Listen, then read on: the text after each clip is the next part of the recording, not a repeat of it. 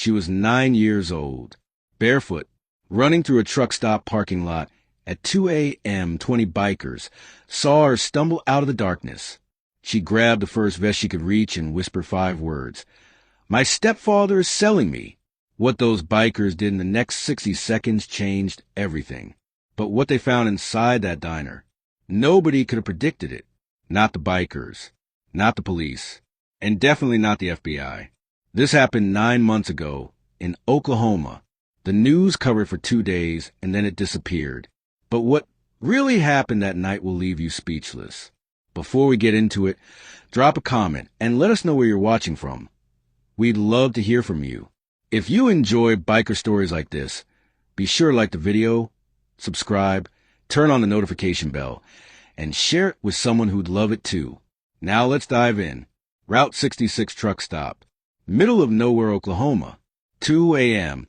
The kind of place where long-haul truckers grab coffee and keep moving. 20 members of the Iron Brotherhood MC pulled in.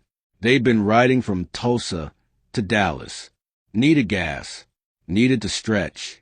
Jake Hammer Wilson was their president. 48. Former Army Ranger. 2 tours in Afghanistan. He'd seen evil before. He thought he'd left it overseas. He was wrong. Hammer was at the pump when he heard crying. Quiet. Desperate. He turned. A little girl stood 10 feet away. Blonde hair tangled with dirt. Bare feet bleeding on the concrete. Wearing nothing but a thin nightgown. Bruises up and down her arms. She looked at Hammer's vest, at the Iron Brotherhood patch, and she ran to him. "Please help me. Please. He's selling me." Hammer's blood went cold. "Who's selling you, sweetheart?" "My stepfather. He's inside with the men who bought me." Every engine shut off. 20 bikers circled around this little girl. One of them, a woman named Snake, wrapped her jacket around the child. "What's your name, baby?" "Lily." "Lily, where's your mom?" "She died 6 months ago. It's just me and Derek now. But he doesn't want me. He wants the money." Hammer pulled out his phone. Called 911. Child trafficking in progress. Route 66 truck stop, Highway 40. We're detaining suspects. Get here fast. Dispatcher said 20 minutes. 20 minutes felt like 20 hours when a child was in danger. Hammer looked at his crew. "Snake, you stay with Lily. Rest of you, we're going inside." If you're already furious, smash that subscribe button. Because what these bikers do next is legendary. 15 bikers walked into that diner. Boots heavy, faces hard. The fluorescent lights buzzed overhead. Late-night truckers looked up from their coffee, sensed trouble, and kept their heads down. Corner booth. 3 men. One of them was younger, skinny, twitchy. That was Derek Morrison, 36. Junkie. He was counting cash on the table. Lots of it. The other 2 men were older. 50s. Clean cut. Dressed nice. They didn't look like criminals. That's what made it worse. Derek was laughing. "She's small, but she's healthy. Won't give you trouble. Quiet kid." One of the men smiled. "Perfect. When do we take her?" "Right now? She's in my truck out." The diner door slammed open. 15 bikers poured in. The room went silent. Coffee cups froze halfway to lips. Even the cook stopped flipping burgers. Hammer walked straight to Derek's booth. "Where's the girl?" Derek's face drained of color. "I don't what girl? Don't play stupid. Blonde. 9 years old. Barefoot. She says you're selling her." The 2 buyers stood up. "We don't want trouble." A massive biker named Tank stepped forward. 6'5", 300 pounds. "Sit down." They sat. Derek tried to act innocent. "Look, I don't know what some kid told you, but..." Hammer grabbed Derek by the throat and slammed him against the wall. Plates shattered. The waitress gasped. "She told me you're selling her. There's cash on your table." And these 2 were about to leave with a child. "So here's what's going to happen. You're going to sit there. You're going to shut up. And you're going to wait for the police." One of the buyers made a move toward the door. 3 bikers blocked him, shoved him back into the booth. The diner waitress, Betty, came out from behind the counter. 70 years old. Worked there since 1985. I heard them talking about the girl, about others. I was about to call the cops myself. Hammer's eyes narrowed. Others. Derek's face went white. What others? Hammer's voice was quiet now. Deadly. The buyer on the left cracked. Look, we're just middlemen. We don't hurt anyone. We just connect people. Connect people to what? To buyers. People who want kids. The entire diner went silent. You could hear a pin drop. Hammer's fist clenched so hard his knuckles went white. Snake's voice crackled over the radio. Hammer, Lily just said something. Something about other kids. Hammer's stomach dropped. What did she say? She said she heard Derek on the phone, talking about the others. She doesn't know what it means. The entire diner went cold. Comment right now if you're already hooked. Keep watching, because what happens next will blow your mind. Hammer leaned down, got in the buyer's face. What did she hear? What others? I don't know what you're talking about. Tank stepped forward, put his hand on the table. Wrong answer. The man's voice shook. Look, we're just middlemen. We connect people. That's all. Connect people to what? Silence. To what? The man broke. To kids. We connect buyers to kids. The diner went dead silent. Hammer pulled out his phone. Started recording. Say that again. I'm not saying anything else. Then you can explain it to the FBI. Derek tried to run. 2 bikers grabbed him. Threw him to the floor.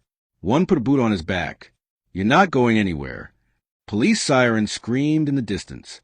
Getting louder. Closer. Derek was crying now. Please. I needed the money. I got debts. You don't understand. Hammer knelt down next to him. You're right. I don't understand. Because I'd die before I'd sell a kid. 5 squad cars pulled into the parking lot. Lights everywhere. Officers rushed in, hands on weapons. They saw 15 bikers standing over 3 men. The lead officer, Sergeant Gonzalez, walked in.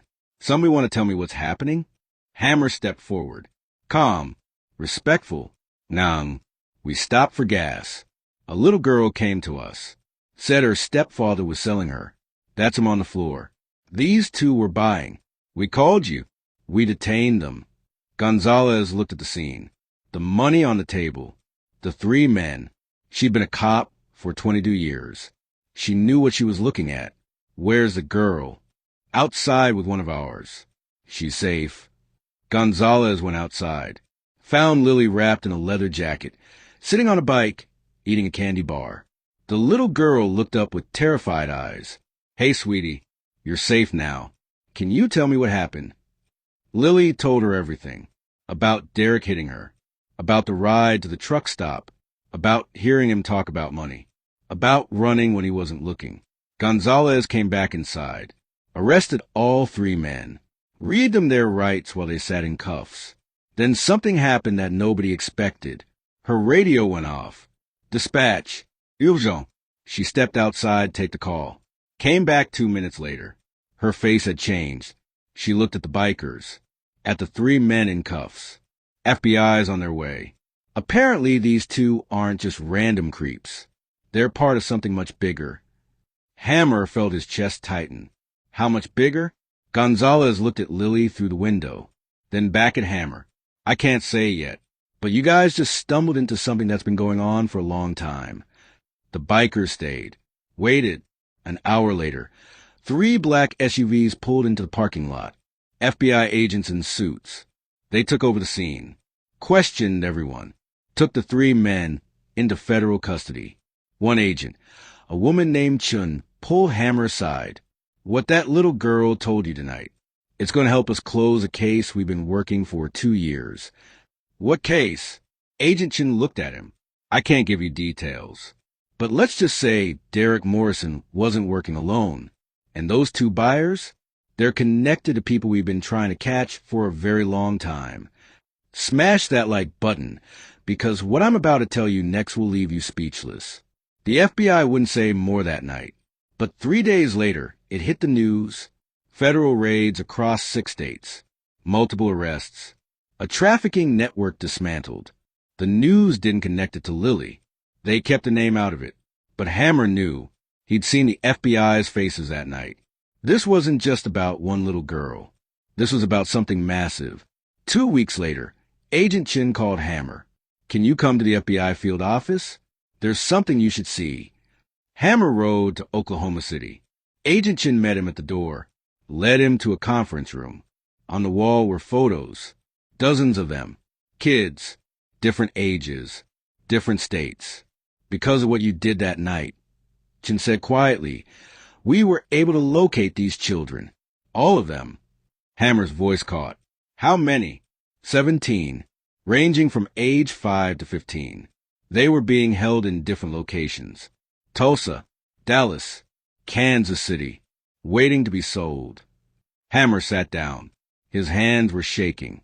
"They're safe now. Every single one. They're with families, getting help, healing." Agent Chin pulled out a folder. Derek Morrison sang like a canary once he realized how much trouble he was in. Gave us names, locations, phone numbers, led us straight to the top of the organization. But here's the part that got buried. Here's what the news didn't tell you. Lily had a grandmother in Missouri. She'd been looking for Lily for 6 months, ever since Lily's mom died. Derek told her Lily was with Child Services. He lied. He hid Lily so he could sell her. The grandmother was 72, living on Social Security. She couldn't afford a lawyer to fight Derek in court. She'd given up hope until Sergeant Gonzalez called her. The grandmother got custody within 2 weeks, but she had nothing. No money for therapy. No money for a lawyer to make it official.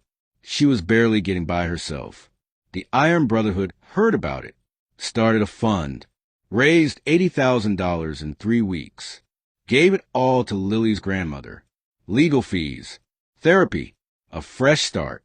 Last month, Lily turned 10. 20 bikers rode to Missouri for her birthday. Showed up with presents, cake, balloons. Lily saw them pull up and ran outside screaming with joy. She jumped into Hammer's arms. "You saved me." Hammer was crying, this tough Army Ranger, tears streaming down his face. "No, Lily, you saved yourself. You were brave. You asked for help. We just happened to be there." Lily's grandmother stood on the porch watching. She walked over to Hammer, looked him in the eye. "I don't know how to thank you. You don't have to thank us, ma'am. We just did what anyone should do. But you're not just anyone. You're angels. All of you. Today, Lily's thriving. She's in school. She's in therapy. She still has nightmares sometimes. But she's healing. And every month, she gets a card from the Iron Brotherhood, just checking in, reminding her she's not alone. The 12 other kids rescued from that house, they're all in safe homes now, getting help, healing, living the childhoods they deserved all along. And it all happened because a little girl ran to the right people at the right time. Subscribe for more stories that prove heroes don't wear capes. They wear leather vests. Drop a comment.